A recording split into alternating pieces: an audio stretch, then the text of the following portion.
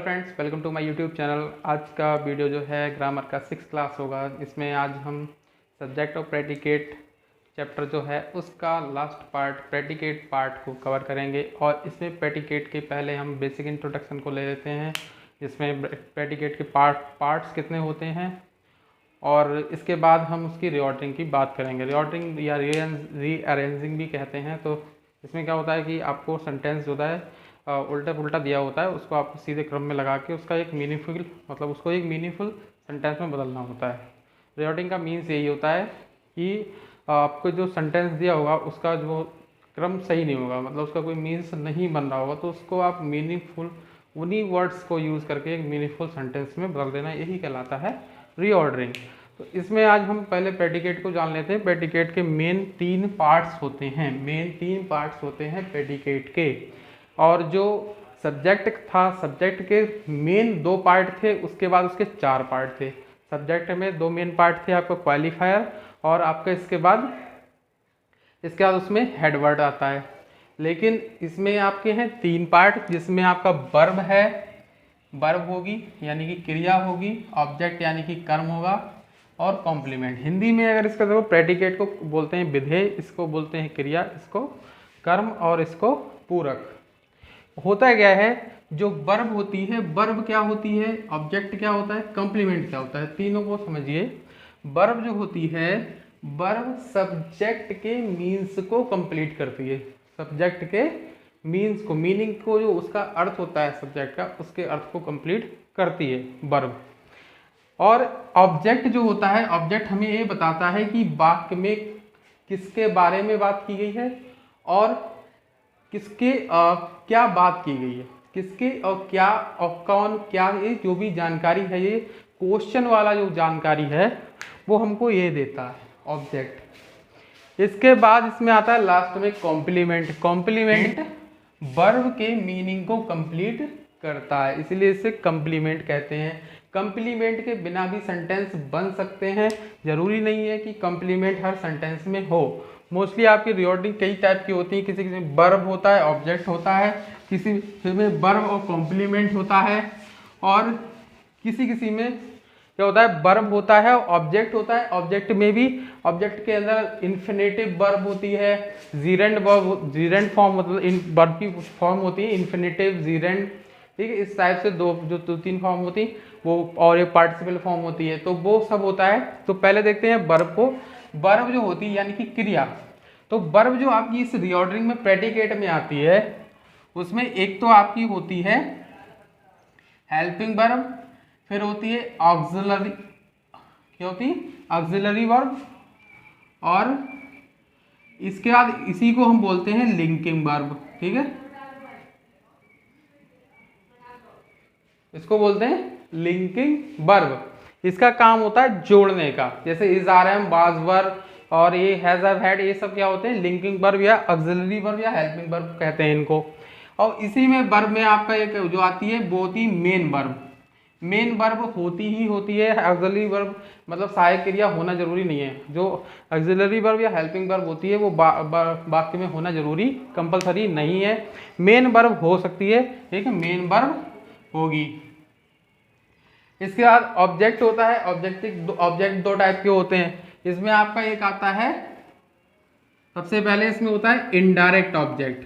क्या होता है, इनडायरेक्ट, और दूसरा आता है इसमें डायरेक्ट। एक होता है इनडायरेक्ट ऑब्जेक्ट, दूसरा होता है डायरेक्ट ऑब्जेक्ट। तो किसी भी सेंटेंस में हुम, मतलब हुम से क्वेश्चन जब करें हम, हुम किससे, हुम से क्वेश्चन करने पर जिसका आंसर मिलता है, ठीक, मतलब किसके बारे में बात की जा रही है सेंटेंस में, वो हमें जानने का मतलब पता लग जाए, तो वो होता है indirect object. Clear. Indirect object क्या होता है, अगर जो सेंटेंस है उसमें अगर हम हुम से क्वेश्चन करें तो जो आंसर मिलेगा वही क्या कहलाएगा, इनडायरेक्ट ऑब्जेक्ट कहलाता है। अब अगर हम व्हाट से क्वेश्चन करें और व्हाट से जिस वर्ड का आंसर मिलता है, व्हाट से या कह सकते हैं जिस ऑब्जेक्ट का आंसर हमें व्हाट से मिलता है वो होता है डायरेक्ट ऑब्जेक्ट। मतलब क्या, वाक्य में क्या, तो उसका जो आंसर होगा वो बताएगा, वो होगा डायरेक्ट ऑब्जेक्ट। कॉम्प्लीमेंट को बाद में देखते हैं, पहले इन दोनों को समझ लेते हैं, वर्ब को और इसको। इसे पहले हम वर्ब का एग्जाम्पल ले लेते हैं, वर्ब के एग्जाम्पल देख लेते हैं। तो इसमें हेल्पिंग वर्ब वगैरह देखते हैं, जैसे ही इज रीडिंग बुक। अब इसमें क्या है, इसमें वर्ब है और ऑब्जेक्ट है सिर्फ, क्लियर। और तो यहाँ पे देखो ये ही है, ये तो इससे मतलब नहीं। यहाँ से मैंने आपको बताया ही था कि प्रेडिकेट कहाँ से शुरू होता है, शुरू में बता दिया था कि प्रेडिकेट जहाँ से हेल्पिंग वर्ब लग जाती है वर्ब में, वहीं से प्रेडिकेट स्टार्ट हो जाता है, क्लियर। प्रेडिकेट कहाँ से शुरू होता है, जहाँ से सेंटेंस में हेल्पिंग वर्ब लग जाती है वहीं से प्रेडिकेट स्टार्ट होने लगता है। तो इसी से यहाँ से आपका प्रेडिकेट पार्ट स्टार्ट हो गया। इसमें जो इज है वही क्या है, आपका हेल्पिंग वर्ब है। और जो रीडिंग है, वैसे तो ये क्या कहते हैं आईएनजी फॉर्म है, पार्टिसिपल फॉर्म है, लेकिन ये यहाँ पर मेन वर्ब है। मेन वर्ब यहाँ पे क्या है, रीड, ठीक है, रीडिंग है मतलब। लेकिन ये जो है इसकी मेन वर्ब हो जाएगी, ये हो जाएगी हेल्पिंग वर्ब। तो ये तो आपको क्लियर हो गया होगा कि जैसे is are am was were has I had, ये सब क्या होते हैं, हेल्पिंग वर्ब। इनके साथ में जो वर्ब लगी होती है वही मेन वर्ब होती है। जैसे ही इज ड्रिंकिंग वाटर, वह पानी पी रहा है, ठीक। He is going to school, तो कहाँ जा रहा है, वह स्कूल जा रहा है। तो इस टाइप से जो होते हैं आपके एग्जाम्पल वो सब इसमें वर्ब में आ जाते हैं। इसके बाद देखते हैं, ये तो थोड़ा सिंपल टॉपिक। इसके बाद इसको समझते हैं कि ये एक डायरेक्ट ऑब्जेक्ट और इनडायरेक्ट ऑब्जेक्ट क्या होता है। तो डायरेक्ट ऑब्जेक्ट इनडायरेक्ट ऑब्जेक्ट का एक एग्जाम्पल है, जैसे Ram tells us a nice story, clear. Ram tells us a nice story, predicate कहाँ से स्टार्ट हो गया, टेल्स, यहाँ से वर्ब लगी है, हेल्पिंग वर्ब नहीं है, मेन वर्ब तो है, तो मेन वर्ब से स्टार्ट हो जाएगा। तो टेल्स अस ए स्टोरी, ये क्या होगा, प्रेडिकेट। ये तो भाई आपका वर्ब हो गया। अब यहाँ से देखते हैं वर्ब के आगे ऑब्जेक्ट। तो अब यहाँ से देखना शुरू करते हैं। अस मतलब किसको, हुम, मैंने बताया था हुम मतलब किसको, अस मतलब हमें। क्या सुना रहा है, ए नाइस स्टोरी। पूरा वर्ब सेंटेंस देखो, Ram tells us a nice story, Ram हमको एक अच्छी कहानी सुना रहा है। तो किसको सुना रहा है, हुम मतलब किसको, अस मतलब हमें। तो ये आपका जो अस है, अस, ये क्या हो जाएगा, ये हो जाएगा इनडायरेक्ट ऑब्जेक्ट। क्या हो जाएगा, अस क्या हो गया, इनडायरेक्ट ऑब्जेक्ट। क्या सुना रहा है, व्हाट, तो व्हाट का आंसर क्या होगा, ए नाइस स्टोरी, एक अच्छी कहानी। तो यह हो जाएगा आपका डायरेक्ट ऑब्जेक्ट। क्या हो जाएगा, डायरेक्ट ऑब्जेक्ट। एक तो इसका एक एग्जांपल और है, he gave her a book, he gave her a book. यहाँ से आपका प्रेडिकेट स्टार्ट हो गया गेव से। तो ये तो वर्ब हो गई, गेव तो हो गया मतलब जो गिव की सेकंड फॉर्म हो गई है। और इसके बाद जो वर्ब की फॉर्म वगैरह है वो भी हम नेक्स्ट आगे अदर टॉपिक्स में आगे बात करेंगे इनके बारे में। अभी पार्ट्स ऑफ स्पीच जब पढ़ाएंगे तो वो पूरा चलेगा, noun pronoun verb adjective adverb conjunction interjection last तक, आर्टिकल तक। तो हर ए बुक, तो ये है he gave her a book. इसका हिंदी में मीनिंग देखो तो क्या बनेगा, उसने उसको एक पुस्तक दी। तो किसको दी, हुम मतलब हुम, किसको, हर मतलब किसी, कोई लड़की होगी हर, तो इसलिए मतलब फीमेल है तो फीमेल के लिए हर का यूज करते हैं। ए बुक क्या दिया, व्हाट, तो व्हाट मतलब एक बुक। तो ये आपका हो जाएगा, ये हो जाएगा आपका इनडायरेक्ट ऑब्जेक्ट, और ये हो जाएगा ए बुक क्या हो जाएगा, डायरेक्ट ऑब्जेक्ट। क्लियर, समझ में आ गया। अब देखते हैं नेक्स्ट कॉम्प्लीमेंट। क्लियर, तो कॉम्प्लीमेंट के जो है मेन 3 टाइप माने गए हैं। पहला टाइप इसमें आता है, एक नाउन कॉम्प्लीमेंट होता है, एडजेक्टिव कॉम्प्लीमेंट होता है, और थर्ड आपका होता है एडवर्ब कॉम्प्लीमेंट। क्या होता है, एडवर्ब कॉम्प्लीमेंट। मेरा राइटिंग थोड़ा सा अच्छा नहीं है, इंग्लिश का बहुत ख़राब है, बोर्ड पे वैसे भी ख़राब आता है, तो थोड़ा समझ लें अपने हिसाब से। और तो नाउन, एडजेक्टिव और एडवर्ब कॉम्प्लीमेंट के 3 पार्ट हो गए। क्लियर, अब हम इनका एक एक एग्जाम्पल से इसको समझते हैं। तो इन तीनों के लिए एक एग्जाम्पल यहाँ पर आपके सामने है। नाउन का, यू आर ए प्लेयर, तुम एक खिलाड़ी हो। तो यहाँ पर जो प्लेयर है, प्लेयर जो है वो नाउन है, तो इसीलिए एक कॉम्प्लीमेंट हो जो होगा वो नाउन कॉम्प्लीमेंट हो जाएगा। The rose is beautiful, beautiful means किसी की विशेषता बता रहा है यहाँ पे, किसी को जो है क्या कहते हैं उसके बारे में उसको क्वालिफाई कर रहा है वर्ड। तो ब्यूटीफुल जो है वो एडजेक्टिव है, इसीलिए ये क्या हो जाएगा, ए कॉम्प्लीमेंट एडजेक्टिव। इसके बाद the book is on the table, तो ऑन द टेबल जो है वो पूरा ये आपका क्या हो जाएगा, ये एडवर्ब हो जाएगा। तो ये एडवर्ब कॉम्प्लीमेंट हो जाएगा। ये तीनों एग्जाम्पल हैं इसके। यू आर द, तो प्लेयर ब्यूटीफुल, ये प्लेयर हो जाएगा नाउन, और ब्यूटीफुल और ऑन द टेबल। इसमें इंग्लिश में आप एक चीज़ ध्यान रखें, जो क्या कहते हैं, जो सिंपली जो टेंस होते हैं, मतलब जो क्वेश्चन मार्क वाले नहीं होते, या आप कहते हैं इंटेरोगेटिव वाले नहीं होते हैं। इंटेरोगेटिव को छोड़ के जितने भी सेंटेंस होते हैं उनके सबके लास्ट में आप डॉट का यूज़ करते हैं, फुल स्टॉप का। ठीक है, ये चीज़ ध्यान रखें, छोटी छोटी चीज़ें। अब हम इसमें देखते हैं रीऑर्डरिंग इसकी किस तरह की बन जाएगी आपकी। अगर इसका रीऑर्डरिंग का हम फॉर्मूला बनाते हैं तो रीऑर्डरिंग के लिए प्रेडिकेट की रीऑर्डरिंग का फॉर्मूला क्या बनेगा, फिर इसके बाद देखेंगे इसके कुछ फिल इन द ब्लैंक्स के एग्जाम्पल, और इसके बाद पूरा सेंटेंस का अरेंजमेंट वाले एग्जाम्पल, और लास्ट में आपको मिक्स एक पूरा एक्सरसाइज दे देंगे, 5 लगभग 5 या 6, 3 कर देंगे, 6 दे देंगे। तो उसमें फिल इन द ब्लैंक्स के 3 कर देंगे, और 3 जो होंगे वो वाले कर देंगे जो आपको सेंटेंस अरेंज करने के। तो इसका अगर देखें फॉर्मूला जो है रीऑर्डरिंग के लिए फॉर्मूला हो जाएगा रीऑर्डरिंग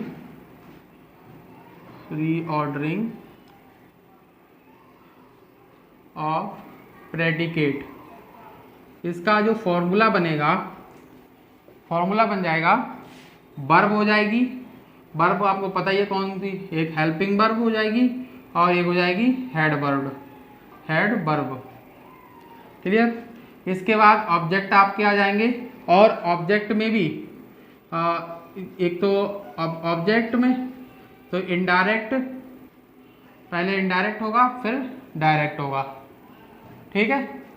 और इसके बाद जो होगा कॉम्प्लीमेंट आ जाएगा। कॉम्प्लीमेंट में नाउन और एडजेक्टिव और एडवर्ब, ठीक, 3 हो जाएंगे। और ऑब्जेक्टिव में भी एक चीज़ आपकी यहाँ पे थोड़ी मिसिंग हो गई है, इसमें जो इन्फिनाइट फॉर्म होती है वर्ब की, इन्फिनाइट, जीरेंड, ये सब जो फॉर्में होती हैं वो सब इसी में आ जाती हैं ऑब्जेक्ट के अंतर्गत ही। जो इन्फिनेटिव होती है, सॉरी इन्फिनाइट नहीं, इन्फिनेटिव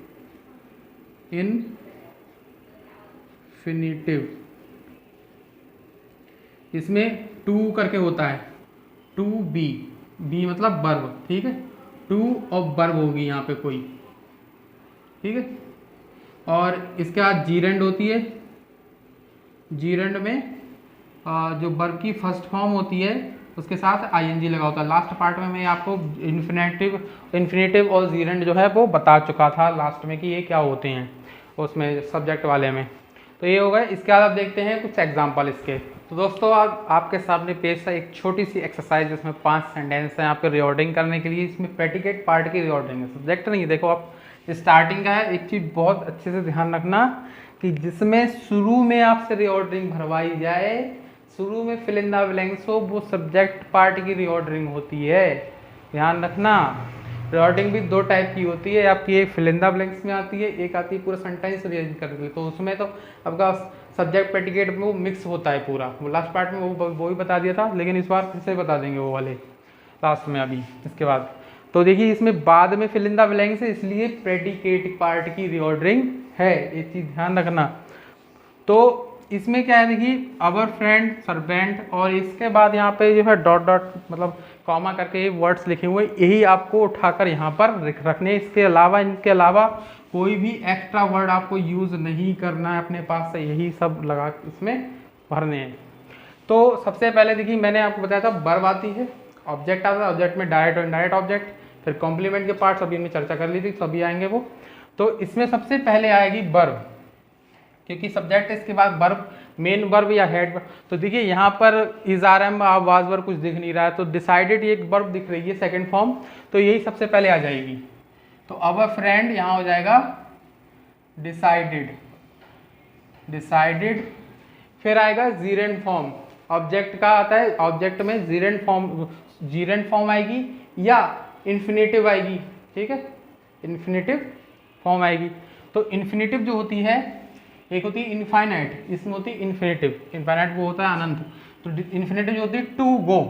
तो our friend decided to go, किससे, किससे जाएंगे, होम, किसके द्वारा, बाई बस, ठीक है, by bus in the evening. ये आपका जो हो जाएगा कॉम्प्लीमेंट हो जाएगा, वो भी कौन सा, एडवर्ब कॉम्प्लीमेंट होगा। इन द इवनिंग ये आपका एडवर्ब कॉम्प्लीमेंट होगा। तो our friend decided to go by bus in the evening. सबसे ज़्यादा पूछा जाता है स्कूल और 9th-10th के पेपर में यही वाला, सबसे ज़्यादा यही वाला बहुत इंपॉर्टेंट है कि बड़ा वाला लगता है, बड़ा है ना, इसलिए बच्चों को थोड़ा सा प्रॉब्लम भी आती है। तो इसे देख लेना आप, अगर नहीं याद होता तो रट लो इससे, वैसे लेकिन रटने का जरूरत नहीं है। वर्ब आता है, फिर इन्फिनेटिव फॉर्म आएगी, फिर होम वगैरह मतलब ऑब्जेक्ट आएगा, इसके बाद आता है आपका लास्ट में कॉम्प्लीमेंट।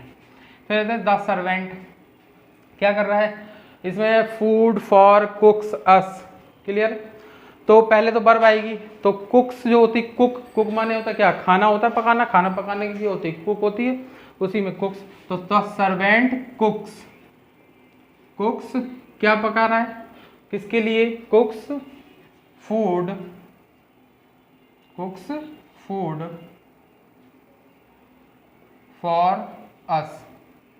यहाँ ऐसा नहीं होगा, अस पहले नहीं आएगा इसमें, ऐसा नहीं करेगा, कुक्स अस फॉर फूड, ऐसा नहीं, हमको थोड़ा खाने के लिए पकाएगा खाना हमारे लिए खाना पकाएगा ना, मीनिंग ही बदल जाएगा ठीक है, तो थोड़ा गलत हो जाएगा। इसके बाद देखना teacher did servant the call not. तो ये तो आपका जो हो गया, ये कौन सा दिख रहा है आपको, डिड नॉट। डिड नॉट किस में लगता है, वो लगता है आपको पास्ट इंडेफिनिट में लगता है, वो आपको मैं पढ़ाऊंगा बाद में, अभी जब सेंटेंस पढ़ाएंगे तब उसमें देखना, सेंटेंस वाली वीडियो जब अपलोड हो जाएगी उसमें देख लेना, तो वो पढ़ा देंगे। पहले तो ये बेसिक चीज़, तो इसमें आ जाएगा the teacher did not call the servant, the teacher did not call the servant. इसका तो मीनिंग आप अपने आप से बनाकर भी इसकी रिपोर्टिंग कर सकते हैं, जरूरी नहीं, नियम अगर याद नहीं रहते हैं तो आप अपना हिंदी में मीन कन्वर्ट करके ही इसका बना। मैंने ऐसे ही सीखा था, मैंने हिंदी में पहले इनको कन्वर्ट किया, मैं छोटा क्लास में जब, यार मैं भी कोई पढ़ के यहाँ तो थोड़ा ऐसे थोड़ा आ गया था, मैं भी पहले इसको हिंदी में पूरा मीनिंग इसका कन्वर्ट करता था, फिर उसके हिसाब से इसके वर्ड्स में रखता था कि हाँ ये बन रहा है नहीं बन रहा है, और मेरा सही बनता जाता। उस टाइम मुझे रूल वगैरह नहीं याद होते थे, ये वाले इतना अच्छे से नहीं होता आते थे याद, क्योंकि एक एज होती है, उस एज में हम कुछ चीज़ों को सीरियसली नहीं लेते हैं। सीरियसली जब लेते हैं जब हमको लगता है कि अब इसके बिना काम नहीं चलने वाला है, तो तभी लेते हैं। तो इसके बाद देखते हैं फोर्थ वाला, तो be not have this done with, clear. तो इसमें सबसे पहले तो हैव दिख रहा है, ये हेल्पिंग वर्ब दिख रही है, तो यही आ जाएगी, ठीक है। जैसे यहाँ पर डिड था हेल्पिंग वर्ब, तो ये हो जाएगा बी हैव, फिर नॉट दिख रहा है हमें, तो नॉट आ जाएगा, हेल्पिंग वर्ब के जस्ट बाद नॉट का यूज करते हैं। We have not done, main verb आ गई, डन माने डू की थर्ड फॉर्म होती है done. We have not done this work, क्या नहीं किया, दिस वर्क हमने ये काम नहीं किया। लास्ट वाला ही foot on village goes his to, ठीक है। तो ही गोज आएगा, क्योंकि इसमें हेल्पिंग वर्ब तो पहले है नहीं, तो यहाँ पर गोज है। गोज किस में लगता है, वो आपका प्रेजेंट इंडेफिनिट में लगता है। तो ही वो भी एक वचन करता है, तो ही गोज कहाँ जा रहा है, to his village, to his village. कैसे जा रहा है, ऑन फूट, ठीक है, पैदल जा रहा है, क्लियर। स्क्रीनशॉट ले सकते हैं आप अपने आप से। इसके बाद एक एक्सरसाइज आपको वो करा देंगे, फिर लास्ट को दे देंगे। थोड़ा सा वीडियो बड़ा हो जाता है, लेकिन समझाना भी ज़रूरी होता है ना किसी चीज़ को। लोग टाइमिंग देखते हैं, लेकिन ये नहीं देखते कि किसी चीज़ को सही से पढ़ोगे तो टाइम तो है। कुछ रिकॉर्डिंग सेंटेंस कि मतलब पूरे सेंटेंस की ही रीऑर्डिंग करनी है। ज़्यादातर आपने यूट्यूब पे इसी तरह के वीडियोस भी देखे होंगे जिसमें इसी तरह के उल्टे पुल्टे सेंटेंस ऐसे लिखे हुए हैं जिनका कोई मीन नहीं बन रहा है। अब देखिए रीऑर्डिंग में क्या है, ये सेंटेंस की परिभाषा ही होती है कि एक group of some words which में कंप्लीट सेंस, जिसका कोई कंप्लीट सेंस बन रहा हो। लेकिन यहाँ देखो कोई इनका कंप्लीट सेंस बन रहा है, कितने पढ़ कर देख लो। He at dawn up gets every day, क्या मीन बन रहा है इसका? कुछ नहीं बन रहा है। Scooter I see on the road, क्या है इनका? कोई कंप्लीट सेंस नहीं बन रहा है। लेकिन अब इनको कंप्लीट सेंस में चेंज करना है, यही कहलाती है रीऑर्डरिंग या रीअरेंजिंग, सीक्वेंसिंग ऑफ सेंटेंस। ठीक, सीक्वेंस में इसको लगाना। तो पहला देखते हैं हम, पहला हमारा ही at dawn up gets every day. तो पहले तो देखिए इसमें आएगा, सबसे पहले एक सब्जेक्ट आएगा। क्लियर? क्या आएगा? सब्जेक्ट के बाद एडवर्बल क्या कहते हैं आपका, वो फ्रेजल आता है, फ्रेजल एडवर्ब आता है, और मतलब फिर हेल्पिंग वर्ब आती है, इसके बाद ऑब्जेक्ट के बाद कॉम्प्लीमेंट। तो ऐसी ये क्रम चलता रहता है। तो इसमें ही पहला सब्जेक्ट हो जाएगा ही गेट्स, वर्ब हो जाएगी ही गेट्स अप हमेशा ये साथ में ही रखता है। ठीक, गेट्स अप ये पूरा कंप्लीट एक साथ में ही आते हैं दोनों। फैमिली पैकेज है इनका, यार है ना, दोस्त हैं वो पक्के वाले। गेट्स अप, ठीक है। और gets up every day at dawn, डी यहाँ पे डाउन नहीं है, DAWN है, DOWN नहीं है। Clear? He gets up every day at don.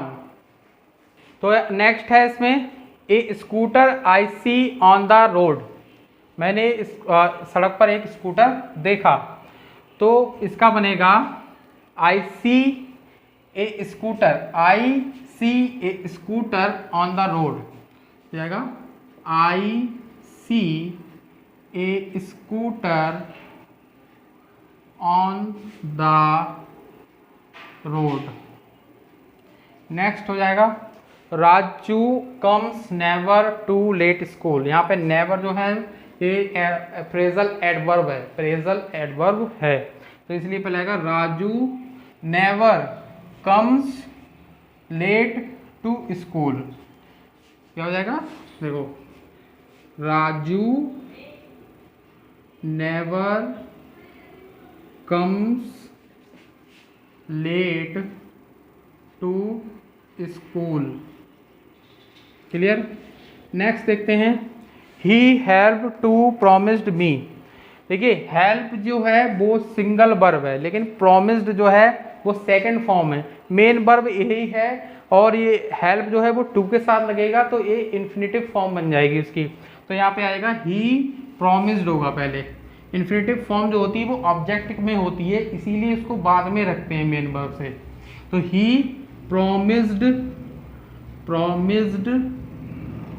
promised to help, अब आएगा to help me। Clear? he promised to help me। Last है their class in are 30 my boys नहीं, not my boys, ये ऐसे लिखा हुआ है। तो इसका होगा, देखिए देयर के साथ हमेशा आर यूज होता है। एक चीज ध्यान रखेंगे यही कि देयर के साथ आर का यूज होता है, वो देयर आर होता है, देयर इज कभी नहीं होता है। तो ये हो जाएगा इसका, यही बना दे रहे से नीचे हो जाएगा there are 30 boys in my class. My boys नहीं है ये, there are 30 boys in my class. Clear? Screenshot ले लो इसका। इसके बाद एक्सरसाइज एक दे रहे हैं, 6 दे दो, 3 दे रहे हैं, 6 हो जाएंगे। तो मित्रों वीडियो का लास्ट है, और इस वीडियो के लास्ट में ये एक्सरसाइज आपके लिए है, जिसमें टोटल 6 है आपके लिए रीऑर्डरिंग के लिए। तो ये पहला, दूसरा, तीसरा, ये तो आपका जो है वो पूरा सेंटेंस का, इसमें आपको प्रेडिकेट पार्ट की रीऑर्डरिंग करनी है। ये वाला देखिए, ये वाला जो है इट वाज बनेगा कैसे जैसे बता दे रहा हूँ, आप करके नहीं बताऊँगा, आप अपने आप कर लेना। It was a fine sight to see, life is not bed of roses. ये एक कहावत भी है, इंग्लिश में एक कहावत है एक।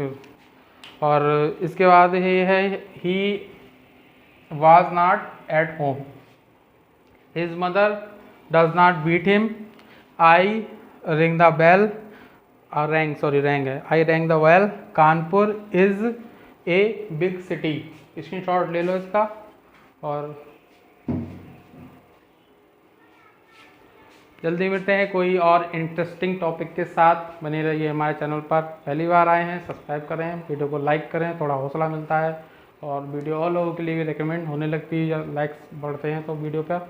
और जल्दी मिलते हैं नेक्स्ट किसी पार्ट में। थैंक यू सो मच, जय हिंद, अपना ख्याल रखें और देखते रहें हमारा चैनल।